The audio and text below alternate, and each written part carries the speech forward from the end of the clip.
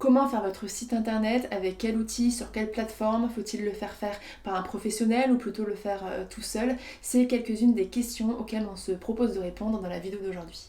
Bonjour et bienvenue sur cette chaîne, c'est votre première visite. Je suis Laure, cofondatrice de l'agence Elona. J'accompagne les coachs et les thérapeutes dans leur développement et dans la construction de leur outil de communication pour qu'ils puissent vivre le plus sereinement possible de leur activité.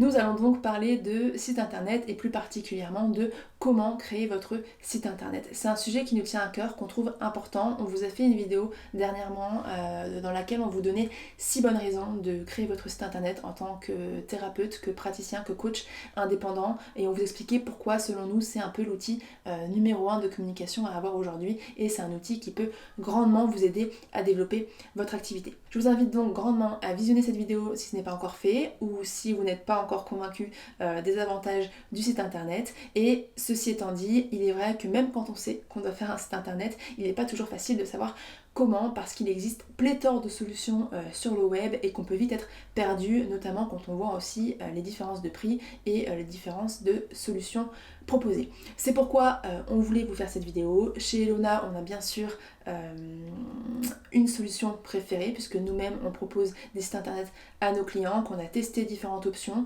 et c'est aussi ce dont on voulait vous parler aujourd'hui, de vous montrer un peu les avantages et les inconvénients de chaque option et de justifier celle qu'on a choisie et celle qu'on vous recommande également. Je ne vais pas vous parler de toutes les solutions possibles, ce serait interminable. J'en ai choisi quelques-unes qui sont selon moi les plus pertinentes lorsqu'on est coach, thérapeute, praticien indépendant et qu'on a principalement besoin d'un site vitrine ou d'un petit site e-commerce.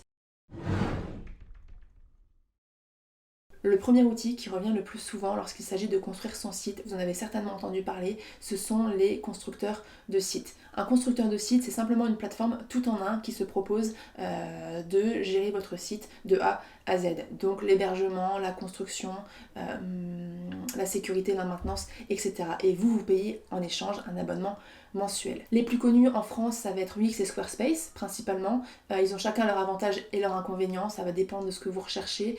Wix a beaucoup plus de templates. Wix est aussi connu pour avoir un meilleur service client, ou en tout cas une meilleure réactivité, alors que Squarespace est reconnu pour un design plus épuré, pour quelque chose de plus minimaliste, et en général est reconnu aussi pour avoir un meilleur référencement SEO. Maintenant, vous avez d'autres plateformes comme Jimdo ou Weebly par exemple. Et puis, vous avez aussi des constructeurs de sites qui sont un peu plus adaptés pour le e-commerce, parce que Wix et Squarespace proposent un peu de e-commerce, mais c'est vraiment pas leur spécialité. Et donc, vous avez notamment Shopify ou PrestaShop. Mais là, ça va vraiment être plus si votre activité repose principalement sur la vente de produits, ce qui, en général, dans votre cas, n'est justement pas le cas. Et vous avez aussi, pour un niveau de personnalisation plus élevé, si vous voulez vous démarquer par le design par exemple, des outils qui sont un peu plus avancés, qui s'adressent à un public un peu plus expert, notamment comme Webflow, qui permet un design beaucoup plus personnalisé que les constructeurs de sites un peu plus classiques. Voilà un petit aperçu des constructeurs de sites qui existent, et sachez que les constructeurs de sites ont donc plusieurs avantages. Le premier, comme je l'ai dit, c'est que tout est compris, c'est-à-dire que vous payez un abonnement et la plateforme, l'outil va gérer la maintenance, l'hébergement, le nom de domaine, la sécurité, la construction et tous les outils de design, etc. Donc vous n'avez qu'un seul endroit où vous rendre et il gère tout pour vous. Le deuxième point, ça va être la facilité. C'est celui qui est en général le plus mis en avant. Dans la facilité, il y a effectivement ce côté tout en un, mais il y a aussi la facilité de construction. C'est-à-dire qu'en général, sur ces plateformes, vous créez un compte, vous choisissez un abonnement, vous choisissez un thème, donc un modèle de design, vous pouvez y apporter des modifications ou non, et puis vous pouvez commencer à créer votre contenu, à créer votre site internet, et il peut être en ligne très rapidement. Et comme en plus il y a assez peu de fonctionnalités, c'est un peu mon troisième point, la courbe d'apprentissage est très rapide, c'est-à-dire que vous allez être capable de comprendre et de voir un peu tout ce que vous pouvez faire très rapidement, parce qu'encore une fois les fonctionnalités sont limitées, donc vous avez plus vite fait le tour. Donc ça c'est assez intéressant à ce niveau-là si vous voulez faire votre site vous-même. Quatrième avantage, c'est que vous avez pas mal de modèles, de templates, ce qui vous évite d'avoir besoin de compétences en design. C'est plus le cas pour Wix. Squarespace est un peu plus limité, mais encore une fois, il joue sur le côté plus minimaliste. Donc voilà, ça peut aussi être intéressant pour gagner du temps. Et cinquième et dernier avantage, ça va être le prix. En apparence en tout cas, puisque comme l'abonnement peut commencer à partir de 20€, 30€ lorsqu'on veut plus de fonctionnalités, c'est un coût d'acquisition qui est assez faible et qui peut être très attractif. Voilà pour ça.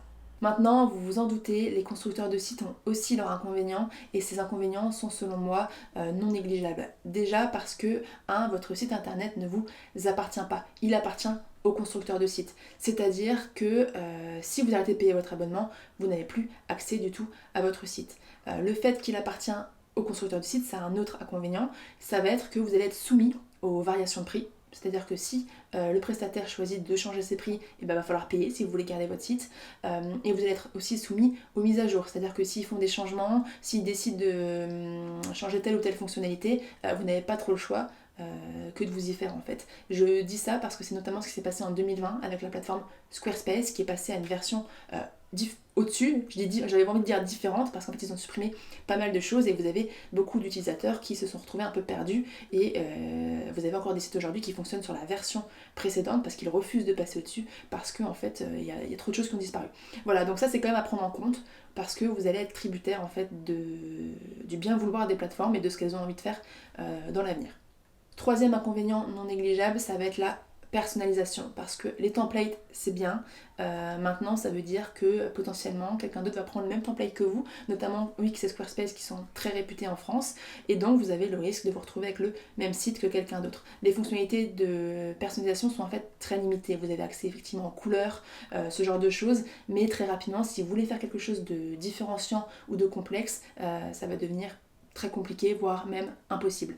Donc pour quelque chose de très personnalisé ou pour vous démarquer par le design, ce genre de constructeur de site, ça va pas être la solution optimale. Puis deux derniers inconvénients, le quatrième étant le stockage, parce que vous êtes limité en termes de stockage lorsque vous passez par un constructeur de site. Ça peut être ou ne pas être un problème, ça dépend de ce que vous voulez faire, mais si vous commencez à vouloir stocker de la vidéo, si vous voulez faire un blog avec pas mal d'articles, vous allez potentiellement vite être limité. Donc c'est vraiment pas l'option que je vous recommanderais si vous voulez un site ou héberger de la vidéo par exemple. Et cinquième inconvénient majeur selon moi, je vais vous remettre l'abonnement, le prix, parce que bien que ce soit attractif au début, au fil du temps, la somme s'arrondit, parce que quand vous payez tous les mois, vu que le site a vocation à être un outil très durable, il peut durer 5, 10, 15, 20 ans, avec des mises à jour bien sûr, et bien ça peut vite faire beaucoup. C'est tout bête, mais après 5 ans, vous aurez certainement déjà payé 2000€ si vous faites appel à un constructeur de site.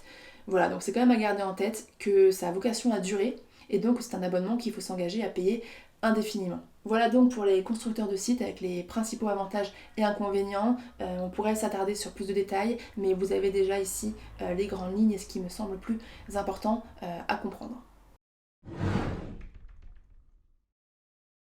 Le second outil, qui selon moi ne devrait même pas en être un, mais comme je sais que certaines personnes sont passées par celui-ci, j'ai choisi d'en parler aujourd'hui, ça va être les prestataires de services qui vont eux aussi vous faire payer un abonnement. En général, il s'agit de freelance, d'indépendants ou d'agences de communication. Et donc ces personnes-là vont vous proposer de construire un site, soit via leur propre outil, soit via un outil qu'ils ne vont même peut-être pas vous préciser. Donc ils vont construire votre site en échange d'un abonnement en vous promettant en général une maintenance, un référencement SEO peut-être optimisé au fur et à mesure et encore. Et ils vont en général vous proposer de vous faire un site très rapidement, zéro souci, hyper facile. Ils vont potentiellement vous faire un peu peur avec la maintenance et vous dire qu'ils vont tout prendre en charge, d'où le prix de l'abonnement, etc.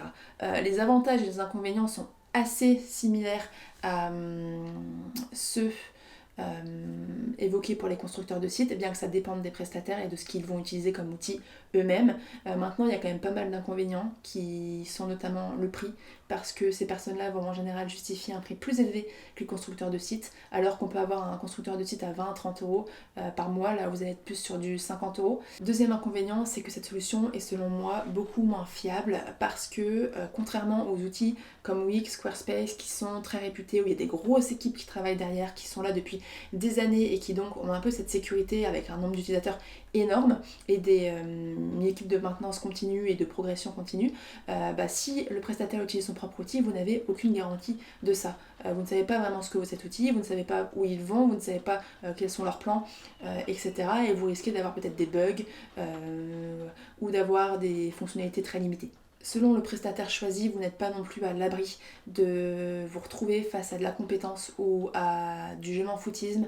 J'insiste sur ce point parce qu'on a rencontré une sophrologue qui a galéré pendant des mois à se défaire de l'un de ses prestataires parce que les contrats sont toujours un peu flous.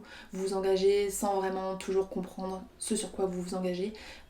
Et en fait, le prestataire, il peut facilement retenir votre site en otage si vous refusez une augmentation de tarif, si vous ne respectez pas telle ou telle condition qu'il aurait pu décider assez unilatéralement.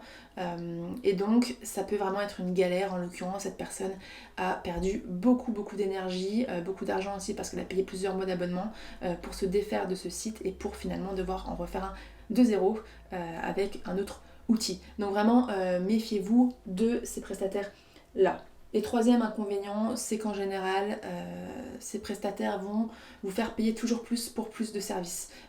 Et ça va vraiment vous limiter en termes d'évolution, en termes de nouvelles fonctionnalités. Dès que vous allez vouloir ajouter quelque chose, il va falloir payer plus cher. C'est quelque chose qu'on retrouve aussi, que j'ai pas forcément évoqué avec les constructeurs de sites, mais c'est quand même plus limité parce que c'est beaucoup plus cadré et que en fait honnêtement avec les constructeurs de sites parfois de toute façon les fonctionnalités elles sont juste pas disponibles alors qu'un prestataire indépendant peut potentiellement pouvoir vous les proposer mais il risque de faire gonfler le prix d'abonnement. Donc en gros si vous souhaitez évoluer, il va falloir potentiellement sortir le porte-monnaie. Vous l'aurez compris, je ne vous recommande vraiment pas cette option. Les prestataires ou les agences, les indépendants qui vous vendent un abonnement, honnêtement c'est très risqué et c'est très rarement justifié. Un abonnement chez les constructeurs de sites que j'ai évoqué plutôt ok, mais ça sachez juste qu'en fait c'est en web design l'arnaque la plus répandue parce que ça permet à ces personnes de s'assurer un revenu mensuel continu. Et dites-vous bien que quelqu'un, un indépendant par exemple, qui va construire disons 2 sites par mois, qui va faire payer 50 € à ses clients, et encore je dis 2 sites, mais en général ils vous vendent un site en une semaine ou de ce genre de choses, donc ils en font certainement plus, après 2 ans il va déjà gagner de plus de 2000 €, 2400 € sans rien faire. Donc c'est vraiment une stratégie qui est réputée et qui a déjà été classée parmi les arnaques un peu du domaine. Donc méfiez-vous, encore une fois, méfiez-vous de ce genre de pratique.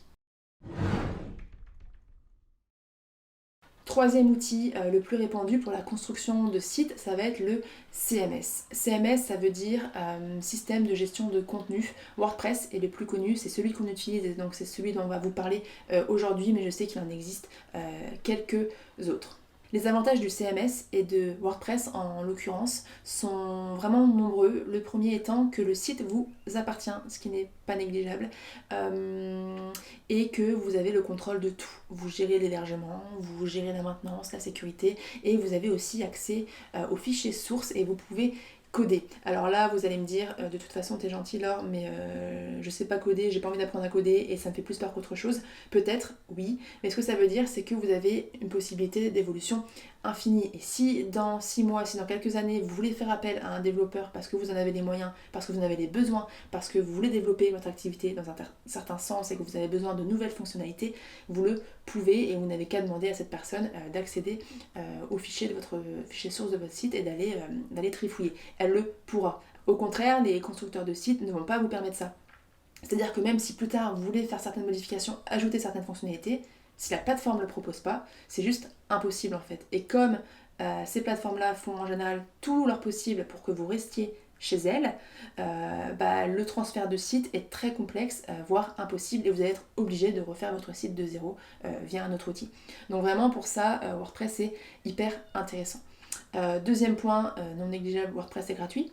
Vous payez simplement votre hébergement et votre nom de domaine, comme pour les autres solutions. Vous avez aussi une grande possibilité de personnalisation. Encore une fois, vous faites ce que vous voulez, que vous ayez des compétences en design ou non, et il faut savoir que WordPress dispose de la plus grande banque de templates possible. La seule chose par rapport à d'autres, c'est qu'il faut aller les chercher. Vous avez des sites qui existent pour ça, il y a une librairie aussi WordPress, mais sinon vous avez des indépendants, des gens qui font que ça, hein, des templates WordPress, et vous en avez des gratuits, mais la majorité est payante, à savoir que vous avez un très bon thème à partir de 40€, ça peut monter effectivement dans les centaines d'euros, mais puisque vous payez rien de toute façon, finalement le prix d'acquisition reste faible. Donc là c'est vraiment hyper intéressant à ce niveau-là aussi, parce que vous allez pouvoir vous différencier, vous allez pouvoir être original et vraiment utiliser votre charte graphique dans la construction de votre site. Autre avantage de WordPress non négligeable, c'est que vous avez tout un tas d'extensions et de fonctionnalités que vous pouvez y ajouter à titre gratuit ou onéreux selon ce dont vous avez besoin. Et c'est très vite très intéressant parce que vous faites ce que vous voulez. C'est tout bête, mais effectivement WordPress, peut-être que vous l'avez déjà entendu, est connu pour sa complexité parce que forcément il a plus de fonctionnalités, mais vous avez des outils qui vous permettent de simplifier grandement son utilisation. Nous par exemple, on travaille avec des constructeurs de sites intégrés à WordPress. Vous avez notamment Elementor et Divi, celui sur lequel on travaille et qu'on procure à tous nos clients, dont on fait bénéficier tous nos clients, et ça vous permet en fait de vous retrouver avec un système de glisser-déposer comme vous pouvez avoir sur des plateformes comme Wix ou Squarespace. Donc ça c'est hyper intéressant parce que vous bénéficiez à la fois du degré de personnalisation de WordPress avec des outils qui sont simples d'utilisation, un peu plus comme les constructeurs de sites. Donc vraiment ça aussi, gros avantage de WordPress parce que les possibilités sont infinies. Maintenant, bien sûr, il y a certains inconvénients à WordPress. Le premier étant, comme je vous le disais, vous contrôlez tout. Donc la maintenance, la sécurité, etc. Ça veut dire qu'il faut un minimum de connaissances, ou en tout cas, il faut faire un minimum de maintenance soi-même. Maintenant, sachez quand même que quand on a un site vitrine, il y a assez peu de maintenance à faire. Et sachez aussi que pour toute cette partie maintenance, sauvegarde, sécurité, stockage, etc., votre prestataire, en tout cas nous on le fait, et je pense que tous les prestataires le font, vous accompagne aussi dans leur installation et dans leur mise en place. Et après, il est tout à fait possible de prendre un forfait annuel par exemple, ou quand il y a des besoins pour faire des mises à jour, etc. Mais sachez que ce n'est pas si compliqué que ça du tout. Deuxième inconvénient, comme je l'ai déjà évoqué, c'est la complexité, en tout cas d'apparence, parce qu'encore une fois, comme WordPress a beaucoup plus de fonctionnalités, vous avez beaucoup plus de choses à droite à gauche, et ça peut être un peu déboussolant au début, donc la courbe d'apprentissage est beaucoup plus longue que sur un constructeur de site. Maintenant, encore une fois, vous n'avez pas forcément besoin de tout comprendre ou de tout utiliser pour avoir un site WordPress qui fonctionne très bien. Encore une fois, en général, vous êtes formé, ou en tout cas assurez-vous de l'être. Nous, on accompagne tous nos clients, on forme tous nos clients à l'utilisation de leur espace WordPress pour qu'ils puissent modifier eux-mêmes leur site et être autonomes dans le futur. L'idée c'est qu'ils puissent un peu en faire ce qu'ils veulent et qu'ils comprennent un peu les rouages de la plateforme pour le faire évoluer sans avoir besoin de nous constamment. Donc même si ce point est une réalité, il ne doit pas vous faire peur. Je sais que beaucoup peuvent décrédibiliser un petit peu ou ne pas recommander WordPress à cause de sa complexité. Sachez quand même qu'il y a énormément d'outils facilitateurs qui existent et que si vous faites un petit peu accompagner au début, vous serez complètement capable d'utiliser WordPress. Donc voilà pour ce point. Et enfin, dernier inconvénient notable de WordPress, ça va être le e-commerce. Alors ça peut peut-être en étonner certains que je mette ça là parce que WordPress est connu pour faire du e-commerce. C'est juste que je trouve que la mise en place est assez complexe, notamment en termes de paiement, etc. Et il y a des solutions beaucoup plus simples qui existent. C'est un peu plus facile avec des constructeurs de sites. Voilà, maintenant c'est possible, bien sûr. L'outil le plus connu sur WordPress pour faire du e-commerce, c'est WooCommerce. Nous, c'est celui qu'on utilise. Ça fonctionne très bien. C'est juste que c'est un peu plus complexe à mettre en place et ça peut être un peu plus complexe à gérer que ce que peuvent proposer d'autres plateformes. Voilà donc pour les CMS et WordPress en particulier, c'est l'outil qu'on vous propose en priorité parce que il vous offre en fait le plus haut degré de personnalisation, il vous offre le plus de possibilités d'évolution, c'est celui avec le plus de fonctionnalités et c'est celui qui me semble aussi le plus durable et qui a fait ses preuves depuis des années et des années. Donc vraiment, effectivement, ça demande un peu plus d'investissement de départ et ça demande aussi un peu plus d'apprentissage parce que c'est un peu plus complexe, mais ça en vaut vraiment le coup et ce n'est pas si compliqué qu'on peut parfois vouloir vous le faire croire. Quatrième outil pour construire votre site internet, ou type d'outil, ça va être les plateformes pour la formation en ligne ou en tout cas pour vendre des accompagnements en ligne. En fait, il n'est pas rare qu'en tant que coach, thérapeute, praticien, vous ayez aussi envie de vendre un accompagnement en ligne, d'héberger une formation en ligne. Alors parfois ça vient dans un second temps, parfois c'est même la première chose que vous voulez faire.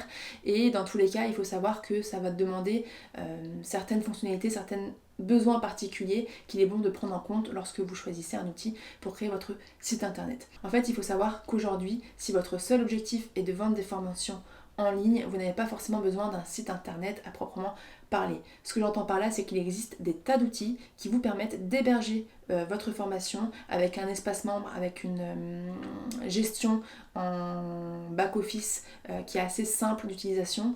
Et ces outils vous permettent aussi en général de créer une page d'accueil qui peut faire office de site. Si encore une fois, votre seul objectif est de vendre des formations. Si par contre vous avez déjà un site actuel ou que vous avez quand même une activité qui n'est pas que digitale ou qui ne passe pas que par la vente de cette formation, alors là vous avez quand même intérêt à avoir un site plus classique et il est complètement possible en fait d'associer ce site classique à la plateforme de formation en question. Nous c'est en général ce qu'on propose parce que encore une fois pour le site WordPress est parfait. Mais que dès qu'il s'agit d'ajouter des fonctionnalités, notamment la gestion par exemple d'une formation, c'est possible mais c'est complexe. Et comme encore une fois, l'objectif c'est que vous soyez autonome dans votre utilisation, vous puissiez aller faire vos modifications tranquille, tout seul, que vous n'ayez pas besoin toujours de quelqu'un derrière vous et que quelqu'un puisse aussi reprendre la main par contre si vous voulez faire évoluer votre société, etc. L'idée derrière c'est vraiment que vous puissiez gérer ça le plus facilement possible. Et donc en général ce sont des plateformes qui fonctionnent un peu comme les constructeurs de sites par abonnement. Vous avez notamment Teachable, Podia, Thinkific, vous avez aussi Learnybox qui est français, puis des autres solutions comme Kajibi.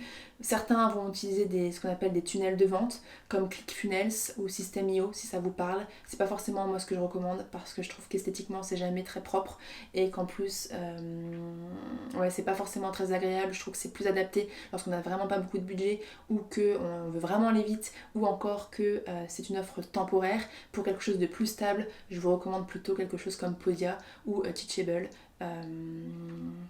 Même Thinkific si vous en avez le budget parce que c'est un peu plus premium. Voilà, donc effectivement c'est un abonnement et c'est aussi pour ça que je recommande pas forcément le constructeur de site parce que les abonnements risquent de se multiplier, ça peut vite faire beaucoup, mais c'est un grand niveau de facilitation qui pour la peine vaut vraiment le coup. Autant pour la construction du site, comme je vous l'ai dit, je pense que c'est pas forcément nécessaire. Vous pouvez complètement apprendre à utiliser WordPress sans avoir à y passer des heures. Par contre, la gestion d'une formation peut être un peu plus complexe, donc là ces plateformes-là sont intéressantes. Voilà donc pour ce point, je vais pas rentrer dans les détails, ce serait vraiment trop long. L'idée c'est que ça va vraiment dépendre de ce que vous voulez faire, de ce que vous voulez vendre, de comment vous imaginez le futur aussi de votre activité, de ce que vous voulez développer, etc. Il y a pas mal de critères à prendre en compte pour faire le choix qui soit le plus optimal possible. Sachez en tout cas que si vous avez besoin d'aide, d'accompagnement sur la partie technique ou plutôt stratégique pour lancer une formation en ligne, pour choisir quel outil utiliser, pour savoir comment faire, comment vendre, etc. N'hésitez pas à nous contacter, c'est quelque chose qu'on fait aussi complètement. Et je voulais quand même terminer sur une cinquième option qui, je ne pense pas va vous concerner, mais c'est quand même bon de l'avoir en tête. Vous pouvez totalement faire construire votre site par un développeur de A à Z. C'est-à-dire que le développeur part de zéro et il construit, il code en fait quelque chose tout seul. Donc là l'avantage c'est que c'est hyper personnalisé, vous en faites ce que vous voulez. Maintenant ça a un coût, forcément il faut un développeur et si vous ne savez pas coder, vous n'avez pas vraiment de possibilité de modification, etc. Après il va falloir toujours avoir le développeur sous la main et puis il y a un gros travail de mise à jour, de maintenance qui encore une fois va représenter un coût et en général n'est pas nécessaire quand on veut un site vitrine ou qu'on a une activité comme la vôtre. Voilà pour cette vidéo, j'espère qu'elle vous aura plu, j'espère qu'elle aura su un peu vous aiguiller sur les outils qui existent pour construire son site internet et sur sur leurs avantages, leurs inconvénients et sur ce qu'on vous recommande le plus. Voilà, c'est un peu compliqué parfois d'aborder ce sujet parce qu'il y a énormément de choses à dire et que ça dépend aussi beaucoup des besoins de chacun. Encore une fois, n'hésitez pas à nous contacter si vous avez besoin de faire construire un site, on pourra totalement en échanger. On utilise nous principalement WordPress, on fait parfois du Squarespace pour certains besoins. Je vous invite à aller voir notre site internet si ça vous intéresse ou à réserver un appel découverte. Je vous invite à vous abonner à la chaîne si ce n'est pas encore fait, à mettre un petit like sur la vidéo, ça aide YouTube à mieux la référencer et à la partager au plus grand nombre. Je vous invite aussi à la partager aux personnes qui pourraient en avoir besoin. Je vous invite aussi à nous suivre sur le blog et sur les réseaux sociaux. Et puis je vous dis à très vite pour une nouvelle vidéo.